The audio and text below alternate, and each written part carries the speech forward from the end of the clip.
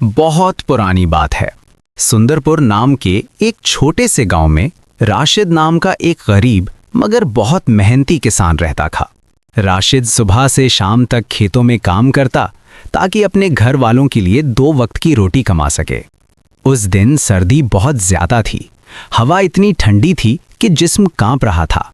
राशिद अपने पुराने घिसे पिटे कंबल में लिपटा हुआ ठिठुरते कदमों से खेत से घर की तरफ जा रहा था। उसकी उंगलियां सर्दी से जम चुकी थीं, लेकिन उसे सिर्फ एक ही फिक्र थी, घर पहुंचना।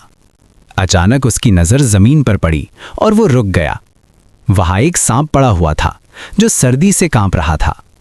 सांप की सांसें बहुत धीमी हो चुकी थीं और आंखों में जिंदगी की बस एक आखिरी चमक बाकी थी। राशिद का दिल पिघल गया। उसने सोचा, इसे यहीं छोड़ दिया तो ये मर जाएगा। और फिर राशिद ने वो फैसला किया जो उसकी जिंदगी हमेशा के लिए बदल देने वाला था। राशिद सांप को उठाकर सीधा अपने घर ले आया। घर के एक कोने में छोटी सी आग जल रही थी। उसने सांप को आग के करीब रख दिया ताकि उसकी जान बच सके। आग की गर्मी से सांप ने धीरे धीरे हरकत करनी शुरू कर दी। ये देखकर राशिद के चेहरे पर सुकून आ गया। उसने और भी रहमत दिखाई और सांप के लिए दूध ले आया। धीरे धीरे सांप के जिस्म में ताकत वापस आने लगी।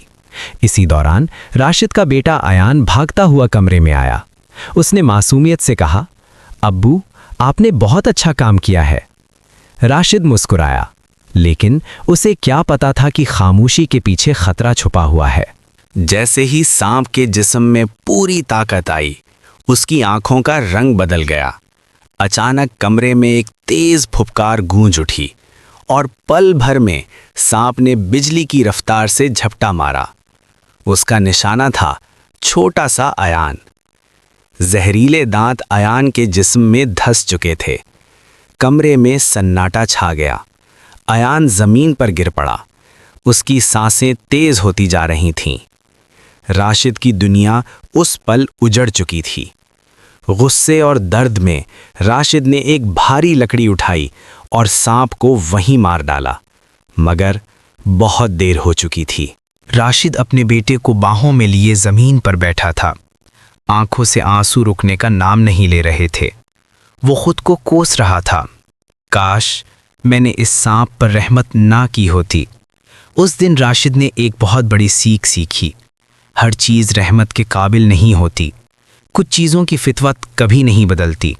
ये कहानी हमें सिखाती है कि अंधी दया कभी कभी अपनों की जान भी ले सकती है।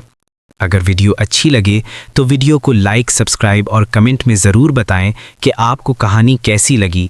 मज़ीद ऐसी कहानी के लिए चैनल को लाइक, सब्सक्राइब ज़रूर करें। शुक्रिया। सीख: जो चीज़ फितरत से ख़तरनाक हो उस पर भरोसा नहीं, सिर्फ एहतियात करनी चाहिए।